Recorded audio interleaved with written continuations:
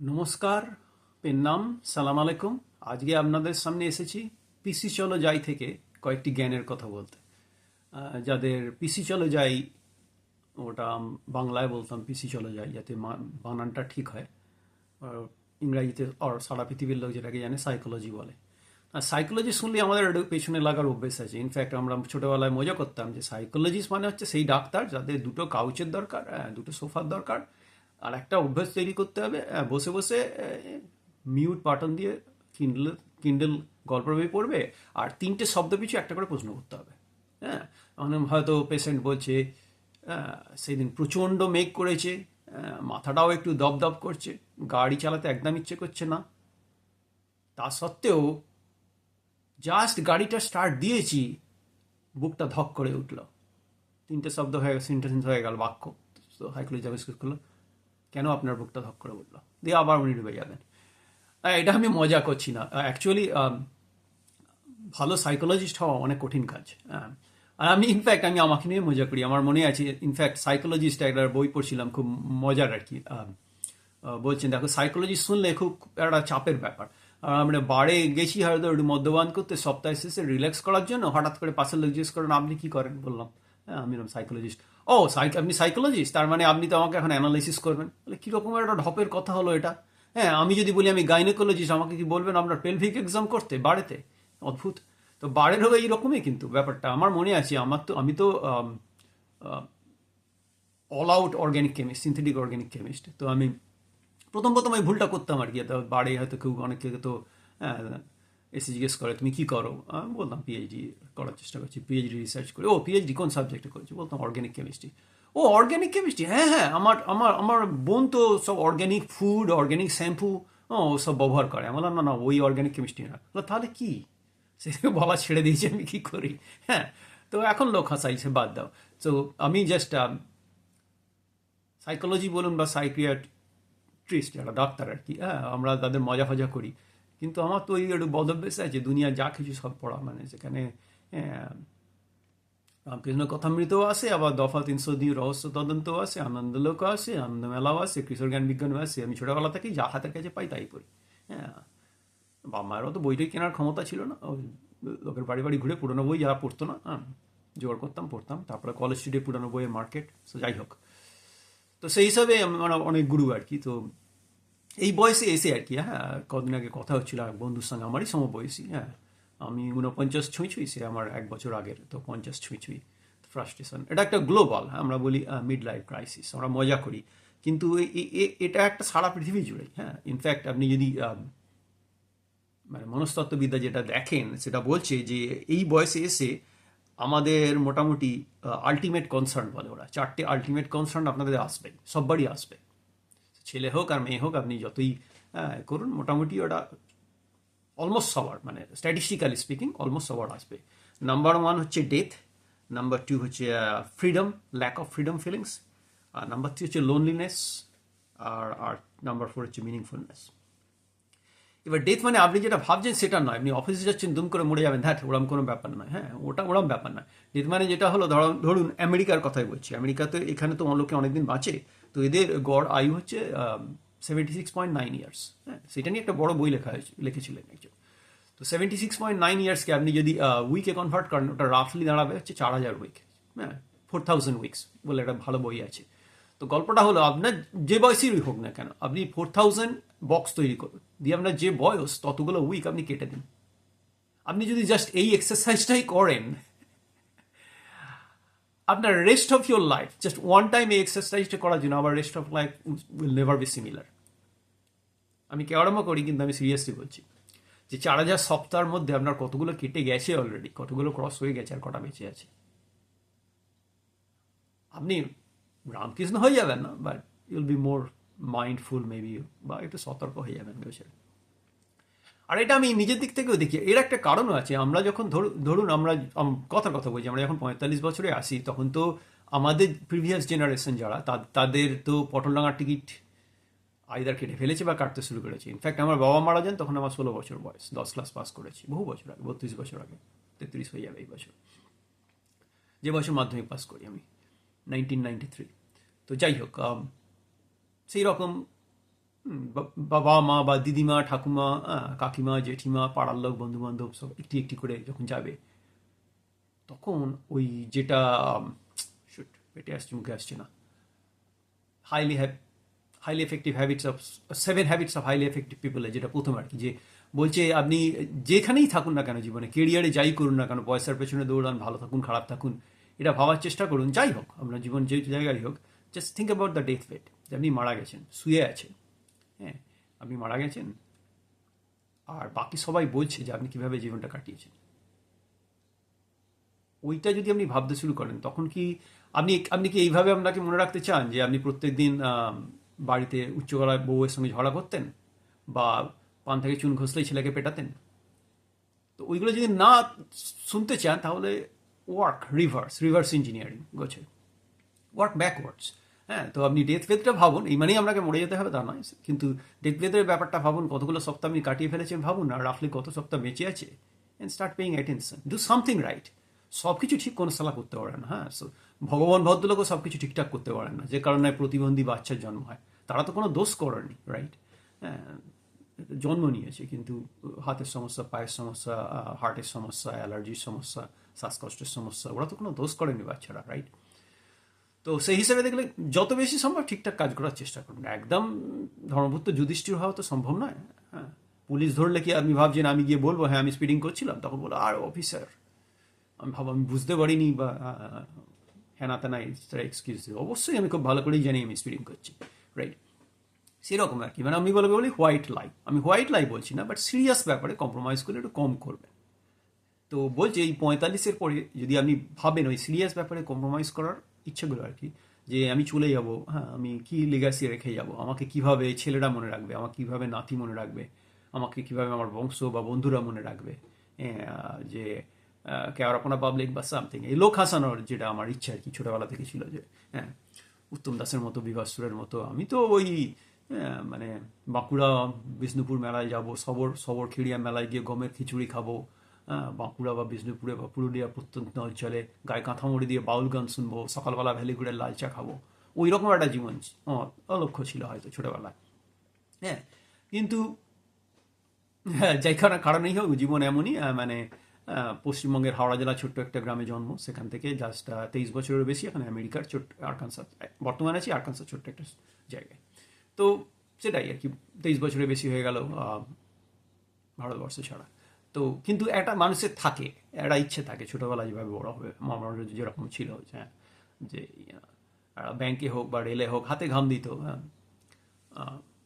হাতে ঘাম দিতে বলে ইলেকট্রিকের কাজ করতে পারবো না, কলের মিস্ত্রি কাজ করতে পারবো না, যন্ত্র স্লিপ খেয়ে হয়ে যাবে, মানে চুরি ডাকাতি করতে পারবো না, ব্যাংকে চুরি করতে গেলে হাতের চাপ ধরে ধরা পড়ে যাবো।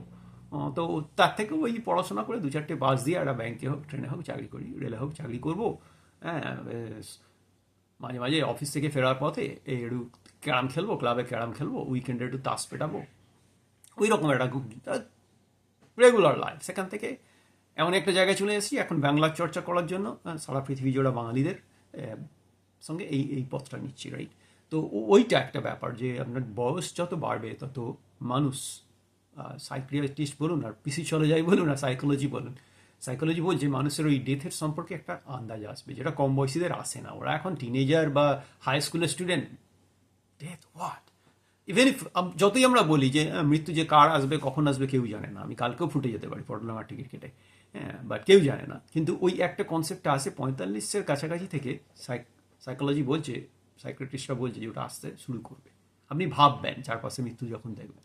ইনফ্যাক্ট আমাকে খুব ঝটকা দিয়েছিল আমার বড়দি, বড়দি একমাত্র, আমরা 6 ভাই বোন, বিশাল বড় ফ্যামিলি, 4টে ভাই, 2টো বোন, আর বাবা মা, আর আমার বাবার মাকে বাকি ভাইয়েরা ঠিকঠাক দেখতো না, তো আমার ঠাকুমা আমাদের কাছেই থাকতেন, আমরা 9জন লোক, আর আমাদের 6 ভাই বোন বলে আমার আত্মীয় স্বজনরা খুব একটা নিমন্ত্রণ করতো না, কারণ অতজনে গেলে অনেক খাওয়া দাওয়া লাগবে, তো ইনফ্যাক্ট তখন আমার মনে আছে ছোটোবেলা খুব বেশি আত্মীয় স্বজনের বাড়িতে আমরা যেতামও না, মানে সুযোগ পেতাম না যাওয়ার, কারণ ওরা কার্ডে বিয়ে বাড়ি হলো লিখে দিত আমার বাবা +1, মানে একটা ভাই বা একটা বোন যেতে পারবে।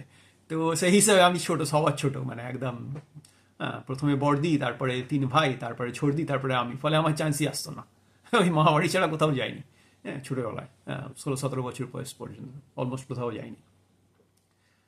তো যাই হোক, বর্দি বলতো, হ্যাঁ, হাই স্কুলের দিদিমণি বলতো, ছোটকা, হ্যাঁ, আমি রিটায়ারটা হয়ে যাই, আমাকে একটা টিকিট কেটে দিবি, আমেরিকা ঘুরতে যাবো তোর কাছে। হ্যাঁ, নিশ্চিত, শিওর। টিকিট কেটে দিবি তো? হ্যাঁ, শিওর, তুই আসবি, টিকিট কেটে দেবো না কেন? সেই বর্দি হঠাৎ করে, বিড়ি সিগারেট খাননি দিদিমণি তো, বা আমাদের পশ্চিমবঙ্গে, হ্যাঁ, কারণ মতফত তো প্রশ্নই আসে না, সেই বর্দি হঠাৎ করে লাংসের ক্যান্সার। কথা বলতে হয়, হ্যাঁ, যারা টিচার থাকে ওদের অনেক কথা বলতে হয় তো, আর কথা বললে আয়ু কমে যায়, সেটা সত্যি, সাইন্টিফিক্যালি প্রুভেন। লয়ার বলুন বা টিচার বলুন, তারা আয়ুর সঙ্গে কম্প্রোমাইজ করতে হয় ফর দেয়ার স্পিকিং এবিলিটি। তো খুব ঝটকা লেগেছিল, মানে ধরা পড়লো, তারপরে বললো ওটা কোনো ব্যাপারই নয়, দু চারটে মানে একদম করলে, কেমোথেরাপি করলেই ঠিক হয়ে যাবে। ও বাবা! এই কেমোথেরাপি হলো, এক্স রে, রেডিয়েশন থেরাপি হলো, সব কিছুই হলো, তাতে হলো কি, দুদিনে ছড়িয়ে, মানে আরও বেশি ছড়িয়ে পড়লো, মানে দিদির ক্যান্সার, বড়দির ক্যান্সার ধরা পড়লো, আর তারপরে বড়দি মারা গেলেন। টোটাল ব্যাপারটা 7 মাসও লাগেনি। এটা একটা আমার কাছে, আর ওটা কি বলবো, আমার এই দেশে এসে প্রথম, মানে আমার আমার বাগনানের মেয়ে আর কি, বাগনানের মেয়ে, আমার বন্ধুর দিদি, হ্যাঁ, ওর জামাইবাবু ইঞ্জিনিয়ার, নাসার ইঞ্জিনিয়ার, 3টে মেয়েকে ইঞ্জিনিয়ার করে গেছে। তো জুই সাধুকা বলে, ও নর্থ স্টেটে ওয়াইওতে। তো আমার সঙ্গে বাগনানের কোনোদিন পরিচয় হয়নি, কিন্তু এই দেশে আসার পরে আমার মনে আছে প্রথম আমাকে ফোন কার্ড কিনে দিয়েছিল, হ্যাঁ, যাতে আমি বাড়িতে বলতে পারি আমি আমেরিকাতে পৌঁছে গেছি হোটেল থেকে। সে আমার এক গল্প কোনো সময় বলবো। তো যাই হোক, সে পয়সা নেয়নি, ফোন কার্ডকে পয়সা তো নেয়নি, উল্টে, যাই হোক, মানে খুব খুব, মানে যখন প্রথম এসে বাংলায় কথা বলার লোক পেতাম না, কষ্ট হতো আর কি, খারাপ লাগতো, অন্য রকমের একটা কালচার। হ্যাঁ, ভালো বিয়ার খাই, কিন্তু বিয়ারের নামটাও ভালো করে পড়তে পারি না। মনে আছে দেবাশিস দাদা রেস্টুরেন্টে গিয়ে বিয়ারের নামটা পর্যন্ত ভালো করে পড়তে পারছি না। তো খাওয়ার ইচ্ছা, মানে মানে জুই সাধু খান, দেবাশিস সাধু খান, বা ওদের 3টে মেয়ে আর কি, নাম বলছি, বলা হয়তো উচিত নয়, বাট ওদের যে প্রভাব আমার জীবনে, মানে হঠাৎ করে 50তম জন্মদিনটাও পূরণ হলো না, 3টে মেয়েকে ইঞ্জিনিয়ার করলো, হ্যাঁ, এরা, জানি না, আমার 3টে বাচ্চা, আমি জানি না ওরা কী দাঁড়াবে দিনের শেষে, বাট মৃত্যু হঠাৎ করে, একদম জাস্ট আমার থেকে বছর কয়েকের বড়। তো ওই একটা সাইকোলজি বলে যে যাদের, হ্যাঁ, 45 বছরের কাছাকাছি সময় ওই ওই সেন্সটা আসতে শুরু করবে। এই কারণে হয়তো 4000 উইকস বইটা অত জনপ্রিয়, বা কনসেপ্টটা। তারপরে যেটা আসে সেটা হচ্ছে ফ্রিডম। ফ্রিডমটা অত বড় কিছু নয়, মানে ফ্রিডম মানে, মানে কি বলবো, আমি এটা করতে চাই, আমি করতে পারছি না। ধরুন আপনি অফিসে কাজ করেন, হ্যাঁ, অফিস থেকে ফেরার সময় আপনি চান প্রত্যেকদিন একটু তাস খেলবেন, একটু আড্ডা দেবেন, কিন্তু বাড়িতে সেটা নিয়ে অশান্তি হবে। হ্যাঁ, বা এই শনিবারে বা পুজোর আগে শনিবারে আপনি হয়তো ভাবছেন দুপুরবেলায় গিয়ে একটু ক্যারাম খেলবেন অনেকক্ষণ ধরে, পাড়া লোকাল ক্লাবে, হ্যাঁ, সারা সপ্তাহ কাজ করেছেন, ক্যারাম খেলবেন। ও বাবা! তাতে আপনার বউয়ের মন ভাড়া হবে, কারণ বউ বলছে, এই পুজোর বাজার করতে হবে, তুমি পেছনে ব্যাগ নিয়ে দৌড়াও। এই ধরনের ব্যাপারগুলো আপনার মনে হবে যে ফ্রিডমটা সেই হিসাবে নেই, মানে সেই ধরনের ফ্রিডম বলছি, মানে আমি দেশ স্বাধীন গোছের ফ্রিডম না, মানে আপনি যে কাজটা যে সময় করতে চান বা চান না তার ফ্রিডম, সেইটা নিয়ে বেশি মাথা ঘামাবেন। মানে ওইটা হচ্ছে একটা আলটিমেট কনসার্নের নাম্বার 2, মানে 4টে পিলার, একটা ডেথ, একটা হচ্ছে ফ্রিডম, নিয়ে আপনি একটু বেশি মাথা ঘামাবেন, যেটা এত বছর মাথা ঘামাননি। হ্যাঁ, হয়তো ক্লাসে 7টা ক্লাস আছে, কোনোদিন মাথা ঘামাননি, ইতিহাসের পরে কেন ভূগোল আসছে, কিন্তু এখন কিন্তু ঘামাবেন। ধুর, আজকে কেন আমি এটা করতে পারছি না, আজকে কেন আমি আমার মতো করে করতে পারছি না, সেটা একটা ব্যাপার। আর একটা হচ্ছে লোনলিনেস, সেটা তো স্বীকার করতে নেই, হ্যাঁ, কারণ আমরা বিশেষ করে ছেলেরা সেটা সহজে স্বীকার করবে না যে আমরা একা হয়ে যাচ্ছি, হ্যাঁ। কিন্তু গল্পটা হচ্ছে প্রত্যেকটা তো একটা আইল্যান্ড, আস্তে আস্তে যারা বন্ধু বান্ধব তাদের এখন সময় নেই, সেটা আমাকে অ্যাকসেপ্ট করতে হবে। যে কারণে আমি, হ্যাঁ, চেষ্টা করছি বন্ধু বান্ধবদের বিব্রত করার থেকে এত বছর পরে, যে আমি ভেবে দেখলাম যে ইন্টারনেট আমাকে একটা সুযোগ দিয়েছে। সারা পৃথিবীতে মানুষের সংখ্যা হচ্ছে 250 কোটি, আর বাংলা ভাষাভাষীর সংখ্যা হচ্ছে 25 কোটির কাছাকাছি, মানে প্রাইমারি ল্যাঙ্গুয়েজ আমার মতো, প্লাস যারা সেকেন্ড বাংলা শিখেছে, বা বাবা মা বাঙালি গোছের আর কি, বাংলাটা জানে বা বাংলা চর্চা করার জন্য শিখেছে, প্রাইমারি সেকেন্ড মিলে 25 কোটি। তার মানে ধরুন 3%-এর মতো, তার মাঝে 2%-এর ইন্টারনেট কানেকশন নেই, মোর লাইকলি। আমার বাড়িতেই নেই, আমার বাগনানের বাসাতে ভালো ইন্টারনেট নেই। আমার মাকে তো 2000 রেফ্রিজারেটার কেনার কথা বলতে, ও বাসি খাবার খাবো না, আমাদের বাড়িতে এখনো গরম জল মানে জল ফুটিয়ে গরম করতে হয়, রাইট? তো আমার মানে ধরুন সারা পৃথিবীতে, মানে যদি 25 কোটি বাঙালিও হয়তো 1 কোটির হয়তো ইন্টারনেট, মানে 25 কোটির হয়তো 1%, মানে 3% টোটাল, টোটাল পপুলেশন 250 কোটি, তার 3% হলো বাঙালির সংখ্যা ধরুন। কিন্তু না, টোটাল জনতা 350 কোটি না, 850 কোটি, 825 কোটি। টোটাল সারা পৃথিবীর জনসংখ্যা 825 কোটির কাছাকাছি, 8.26 বিলিয়ন। তা 825 কাছাকাছি, 3% 25 কোটি ধরুন বাঙালি। তো আমি চেষ্টা করছি এই বাঙালিদের কাছে পৌঁছে দেওয়া, তাদের মতো করে তাদের কখনো চ্যাংড়ামো করার, কখনো সিরিয়াসলি কথা বলার, যা শিখেছি যা জেনেছি সেগুলো বলার। এটা খানিকটা হয়তো লোনলিনেস, খানিকটা শেয়ার করা, খানিকটা হতে পারে। কারণ আমার যেটা বিদ্যে বুদ্ধি, বাংলায় থাকলে যেভাবে চায়ের দোকানে আড্ডা মারতে পারতাম, সেটা এখন ইন্টারনেট থ্রু দিয়ে মারার চেষ্টা করছি। তাতে প্রতিবন্ধকতা আছে। ধরুন ইউটিউব, একটা ব্যাপার আছে, ইউটিউব তো বিজনেস করতে নেমেছে, ওরা তো আমার কথা প্রচার করতে নামেনি। ওদের বিজনেস ইন্টারেস্ট হলো যে তখনই আমাকে ওরা সিরিয়াসলি নেবে যখন আমার 1000টা সাবস্ক্রাইব হবে। আমি বলি ইউটিউবের ব্যাচেলার্স, ওটা না হলে কেউ কথা শুনবে না। তো ওইটা যখন হয়ে যাবে তখন ওরা চেষ্টা করবে কি, 1000 সাবস্ক্রাইবার যখন হবে তখন ওদের একটা বিজনেসের ইন্টারেস্টে ওরা বেশি বেশি বাঙালির কাছে আমার বক্তব্যগুলো পৌঁছাতে শুরু করবে। হ্যাঁ, ভুলভাল জোকস বলি, গান করি, যাই করি, চ্যাংড়ামা করি, মজা করি, আড্ডা করি, সেগুলো শোনাবে। সেই কারণে প্রত্যেকবার বলি আর কি, হেডুক আপনাদের যদি পছন্দ হয়, আমি পারিশ্রমিক হিসাবে চাইছি পারিশ্রমিক হিসাবে একটু সাবস্ক্রাইব করে দিন। হ্যাঁ, কারণ তাতে আমি উৎসাহটা পাবো আর বেশি বেশি বাঙালির কাছে পৌঁছে যাবো। তো আমরা যত বেশি পৌঁছাবো, মানে 40+-এর পরে, 45-এর কাছাকাছি, এই লোনলিনেসটা মানুষের আসে, কিন্তু স্বীকার করতে নি, কারণ আমাদের তো একটা ব্যাপার আছে না, লোনলিনেসটা কিছুতেই স্বীকার করা যাবে না। আমেরিকানরা সেটা স্বীকার করে যদিও, এরা এখানে বলে এমটি নেস্ট সিনড্রোম। মানে ছেলে যখন বড় হচ্ছে, কবে যে বাসা থেকে যাবে, আর 18 বছর হয়ে গেলে আমারও ছেলেপুলে চলে যাবে, আমার ছেলে মেয়ে সবাই চলে যাবে বাড়ি থেকে। হ্যাঁ, যখন ওদের 18 বছর হবে তখন বেঁচে থাকি, তখন এই দেশে সেটাই যেতে দিতে হবে। ওদের বাড়ি, কলেজে শুধু পয়সা ভরতে হবে না, হ্যাঁ, দুর্বল হয়ে যাওয়ার ব্যাপার। ওদের বাড়ি হয়তো ডাউন পেমেন্ট করে দিতে হবে, গাড়িটা কিনে দিতে হবে, একটা পুরোনো জোরে হলেও গাড়ি চালানো শেখানো, সব ব্যাপার স্যাপার আছে। তো এই দেশে যেটা আছে সেটাকে বলে এমটি নেস্ট সিনড্রোম, মানে লোনলিনেস এসে যায়। হ্যাঁ, তখন হয়তো বাবা বা মা কেউ একজন কেরিয়ারের দিকে গেছে, কারণ ওয়ার্ক লাইফ ব্যালেন্স বলে তো কিছু হয় না, ওটা তো একটা ঢপের চপ। যারা ওয়ার্ক লাইফ ব্যালেন্সে বিশ্বাস করেন, বিশ্বাস করে যান, প্রত্যেকটা মানুষেরই বিশ্বাস করার অধিকার আছে। আমার যেটা মনে হয়েছে, জীবনে কোনো কোনো সময় আপনাকে ওয়ার্কে এমফাসিস দিতে হবে, কখনো আবার লাইফকে এমফাসিস দিতে হবে। সেটা কখনো দিন হিসাবে নির্ভর করতে পারে, উইক হিসাবে নির্ভর করতে পারে, মাস হিসাবে নির্ভর করতে পারে, যে এই সপ্তাহে আমাকে একটু কাজের পেছনে বেশি নজর দিতে হবে, এই এই এই এই দিনটায় আমাকে একটু, আজকে মেয়ের জন্মদিন, আজকে আমাকে একটা লাইফে বেশি নজর দিতে হবে, এই রকমের ব্যাপার। It's never balance, right? তো সেই হিসাবে দেখলে লোনলিনেস একটা এই দেশে যেটা হয় আর কি, বা বিশেষ করে মায়েরা হয়তো বাচ্চাকে বড় করলো, তারপরে যেই বাচ্চাগুলো যখন চলে গেল কী করবে, হাতে অফুরন্ত সময়, হঠাৎ আবিষ্কার করলো আমি বুড়ো হয়ে গেছি, 45-50 হয়ে গেছে। That's actually serious, one of the serious ultimate concern. মানে চারটে যে সুপার আলটিমেট কনসার্ন বলে আর কি, ডেথ, আর ফ্রিডম, ল্যাক অফ ফ্রিডম বলুন, তারপরে লোনলিনেস একটা, আর একটা হচ্ছে মিনিংলেসনেস, যেটা লাস্ট স্টেজ আর কি আসে। যে বিশেষ করে যারা রিটায়ার করে তাদের খুব কাছাকাছি আসতে শুরু করে, যে কী করলাম, কেমিস্ট্রি পড়েছি, কেমিস্ট্রি পড়ে আমি কী করেছি, হ্যাঁ, কতজন ছাত্রকে তৈরি করেছি, ঠিক করেছি। ওটা বাদ দিন, এবার কেমিস্ট্রি বাদ দিন, ইভেন ধরুন বাপিদার চায়ের দোকান, হ্যাঁ, বাপিদার চায়ের দোকান, বাপিদা ভাবে ধুর সারা প্রত্যেকদিন সকালবেলা উঠছি, এই চা করছি, খদ্দেরকে দিচ্ছি, এই মুখ ভর আমি কী করছি।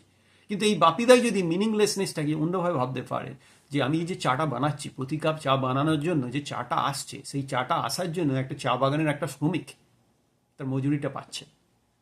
ফলে আমি যত বেশি চা এর কাপ আমি সার্ভ করব বা বিক্রি করব, তত বেশি সেই মজুরদের পারিশ্রমিকটা পাবে। ওইভাবে ভাবার চেষ্টা করুন, অথবা উল্টো ভাবার চেষ্টা করুন, এই যে আমার দোকানে যে কাকু যা দিয়ে দাদা যে চা খাচ্ছে, এই যদি আমার দোকানে চাটা না খেত, তো বাড়িতে গিয়ে ওর বউকে দিয়ে বলবে, বা বৌদিকে চা করতে হতো, বা কাকিমাকে চা করতে হতো।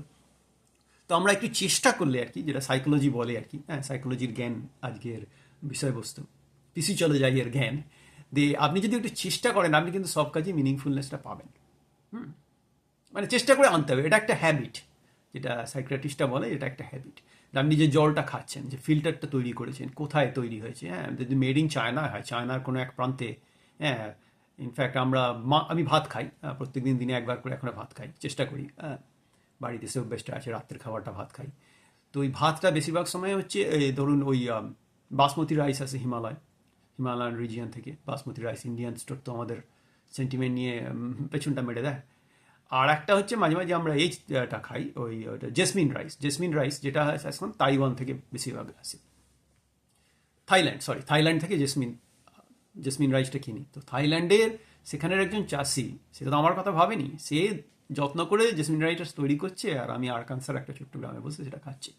তো এইটা যদি ভাবেন, হ্যাঁ, যে আমি তাকে সাপোর্ট করছি, একটা টোটাল সাপোর্ট সিস্টেম, তাহলে এই মিনিংলেসনেস যে ব্যাপারটা, যেটা সাংঘাতিক আর কি, যে কারণে রিটায়ার হওয়ার পরে মানুষের শরীর স্বাস্থ্য খুব তাড়াতাড়ি ভাঙতে শুরু করে, তার প্রধান কারণ হচ্ছে আলটিমেট কনসার্ন নাম্বার 4, মিনিংলেসনেস। আর মিনিংলেসনেসটা আসতে শুরু করে কিন্তু বলে সাইক্রিয়েট অ্যাকর্ডিং টু সাইকোলজি ওটা মিড 40s থেকে। তো সেই হিসাবে আজকে অনেক জ্ঞান দেওয়ার চেষ্টা করলাম, হঠাৎ করে কেন জানি না। আসলে আমার বয়সী যারা আছে, আমি কাজকর্ম করি না, ঘোড়ার ঘাস কাটি, বাচ্চাদের সকালবেলা স্কুলে পৌঁছে দিই, তারপরে আবার বিকেলবেলা দুপুরের দিকে তোলার আগে পর্যন্ত বাকি সময়টা ঘোড়ার ঘাস কাটি। তো হঠাৎ করে মনে হলো যা বিদ্যে বুদ্ধি আছে, যা বইটই পড়েছি, হ্যাঁ, কিছু একটা সবসময় কেওয়ারাপনা না করে দু চারটে পিসি চলে যাই থেকে জ্ঞানের কথা বলার চেষ্টা করি। যদি আপনাদের ভালো লাগে তাহলে একটু সাবস্ক্রাইব করবেন, একটু কমেন্ট দেবেন, একটু মোটিভেট করবেন। আর আজকের মতো এখানেই শেষ করছি, আবার আসবো। ভালো থাকবেন সবাই।